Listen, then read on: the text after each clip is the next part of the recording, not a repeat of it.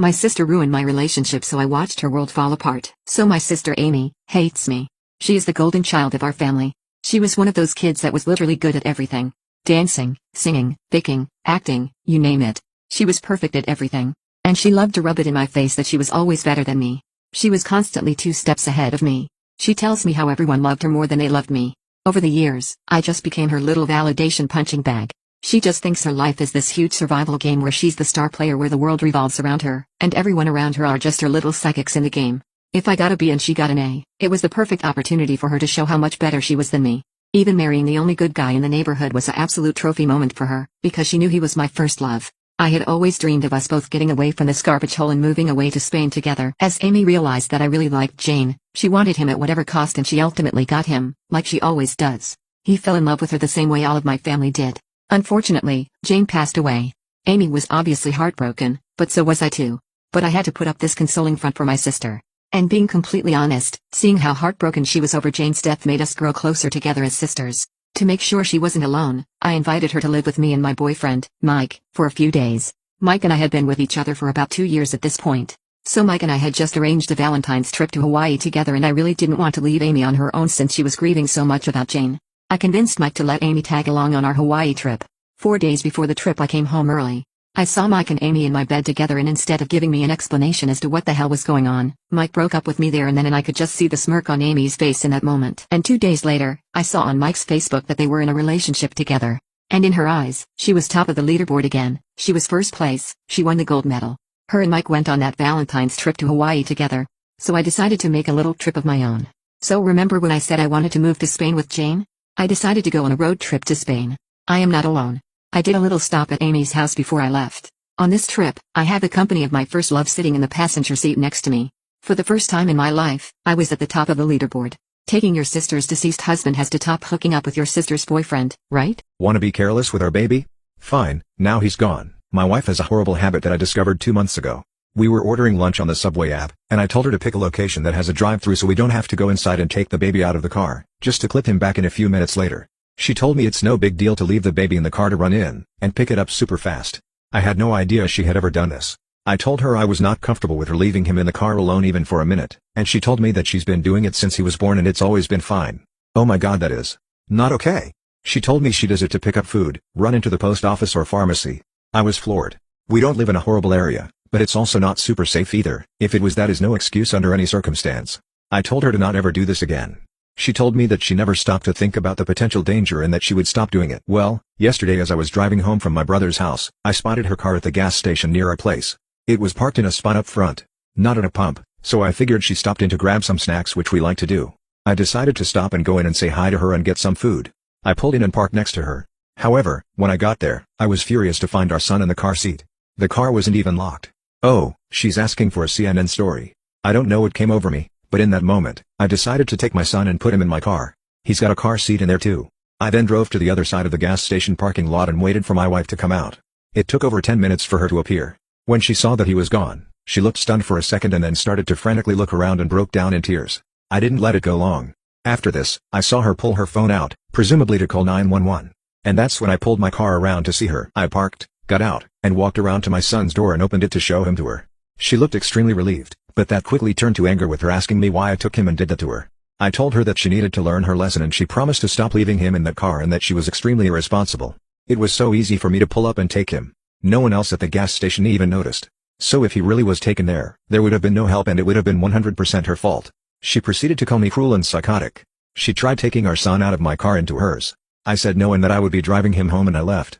She came home not much after me but ignored me and was super cold the rest of the day. She acknowledged me today saying she wanted an apology and I said absolutely not and she's the one who should be saying sorry. She's been guilt-tripping me the rest of the day saying no mother should experience the fear I put her through. Did I go too far? Am I the jerk? I refused to let my sister honeymoon in my house, so she left me with nothing. My house used to belong to my parents, but they sold it to me in 2016. It used to be a family vacation home, but stopped getting used ever since my grandparents passed. Fast forward to the end of 2015. My sister got accepted into her dream college. I won't say the name, but it's very known. Everybody was so proud and excited for her, including me. A week later my parents called asking if I'd found a house yet. I said no, so my dad suggested I buy the vacation house from them. I asked why they wanted to sell it. As it turns out, my sister had zero savings for college and didn't get any of the scholarship like she'd planned, and our parents couldn't afford to pay for everything either. Their only solution was to sell the vacation house and use the money to pay for her college. I agreed, and moved right in. In 2019, my sister and her college boyfriend got engaged. I was so happy for her, but this began the complete downfall of our relationship. She announced her wedding and our parents agreed to pay for it. She plans to have it in December. I even agreed to be in the bridal party. Everything was perfect and going smoothly, until my sister asked me where I was going to stay for the 2 weeks after her wedding. Puzzled, I answered my house. She got a sour look and said that's not gonna work. Her and fiancé would be there and they wanted private time. I asked why they'd be at my house and she said that's where they were having their honeymoon, and they were gonna be there alone for 2 weeks at my lake house. I said that was news to me. She insisted our parents said it was fine. I told her it wasn't their place to make decisions on behalf of my house. After our argument, she called our parents. They said I was being unreasonable. I said I didn't want my sister and her fiancé christening their new union by effing in my house. So sis threatened to remove me from the bridal party. I just shrugged and said okay. She starts crying, saying she already couldn't have her dream wedding like our and her fiancé planned, then accused me of wanting to ruin her honeymoon. I told her to rent a hotel room like every other newlywed couple does, then hung up the phone. She's not speaking to me and I'm officially uninvited to the wedding. Our parents keep calling me and saying I should do this for her since her wedding is only 1/3 what she wanted it to be. My sister called the entire family and said I was purposely ruining her honeymoon, and even sent fake screenshots to our family group chat of me calling her names. Yesterday she called my job telling them how selfish and unreasonable I am, and it will be better if they just fire me. I had a meeting with my boss on Tuesday. It's Saturday now. My sister is literally trying to ruin my life because of this, and nobody is on my side. I feel like a monster. Am I the jerk? My fiancé found videos of me cheating at my bachelorette party, so he exposed me at my wedding. I was unhappy in my relationship.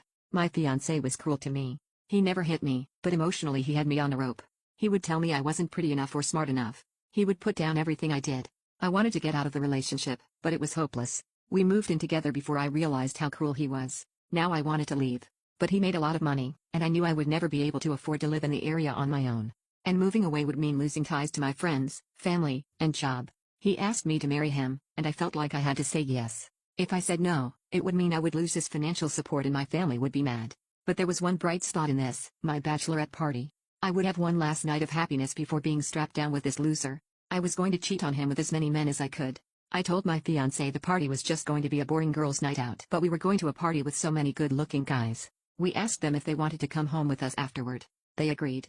We stayed up all night and we had some fun time. They were so much better than my husband. We were all taking videos of each other. Most were super innocent and some were not. I started to even get feelings for them, and got some of their numbers. I got home the next day, and everything was back to normal. My husband was his usual self. I had nothing to look forward to except our wedding looming in the distance. It was just a few days away. Our wedding day came, and everything was rolling along as expected. We were up at the altar saying our vows. When the priest asked if my husband would take me as his lawfully wedded wife, he said he did not. Then he proceeded to show everyone at the wedding videos of my bachelorette party. And yes, there were videos of me doing things with 10+ different guys. I later found out that he had found pictures and videos on one of my friend's social media pages. How could she have been so careless? I had no other choice than to explain myself. I told everyone at the party how cruel he was. I exposed him for everything he has done to me emotionally. Almost everyone at the wedding took my side. My fiancé has been fired from my father's company. I was also able to save my apartment by getting a roommate. And my parents are considering hiring me for the job he was doing. My ex-fiancé moved away because everyone in the community hated him. He lives in a bad neighborhood and is struggling to get a job because of his negative attitude.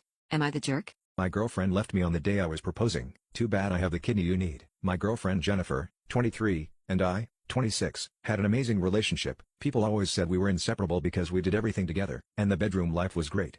We talked about getting married but decided to hold off until we were both more stable in our professions. Jennifer eventually moved in with me and our relationship just got even better. Then, something terrible happened. Jennifer got into a car accident. It was a head-on collision and a drunk driver hit her because he was going the wrong way on the freeway.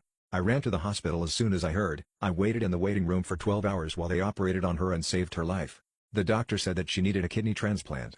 Jennifer's parents and I knew immediately that one of us would give her our kidneys. I had no problem donating mine. Jennifer is truly the only woman I've ever loved. We started testing right away to see who would be the best match. Strangely enough, I was a better match than her parents. The doctors did not want to operate right away. They wanted Jennifer to get stronger first. They would operate in 6 months. Almost losing Jennifer also made me understand how much I loved her. I didn't want to wait any longer. This is when I came to the realization that I needed to propose right away. Jennifer is truly the love of my life. I went out and shopped for a ring. I wanted to make the occasion special. I got her favorite food so we could have a romantic dinner. I even rented a tux. Jennifer told me that she would be home in an hour. Perfect, she is in for the surprise of a lifetime. An hour later, I walked into her apartment all dressed up with the food, flowers, and the ring. I expected to see Jennifer relaxing on the couch, but she wasn't there. I panicked because Jennifer couldn't get around very well on her own. I called her parents since I knew they would be the only ones who could have taken her anywhere. Her mother answered and was screaming at me. She told me Jennifer doesn't want to speak to me ever again, and I will pay for everything I've done. I was so confused. I asked her if she was with Jennifer currently because I was so worried about her whereabouts. She said that Jennifer is with her, and will stay with her until she could find a better boyfriend. My heart sank in my stomach. I spent the next few days barely sleeping, wondering what had happened, and why everyone was so mad at me. I have never done anything to harm Jennifer. I'm literally going to give her my kidney. Cared for her when she was sick. I even offered her my kidney. How could she do this to me? Finally, the phone rang. It was Jennifer. She told me that her accident had made her realize that, even though she loved me, she didn't think I was the person she wanted to be with the rest of her life. She said I was lazy, unattractive, unhygienic, and boring. I couldn't believe what I was hearing. After she asked if we could still be friends, she also asked if I'd still be willing to donate my kidney. That is when she revealed that her family had been talking to her doctors and found out they weren't great donors considering their health and other factors. I flatly told her no, I won't be donating my kidney. She had ruined my life. She started crying, pleading to me that I'm the only one who could save her. Before I could hear more of her sob story, I hung up on her. Am I the jerk?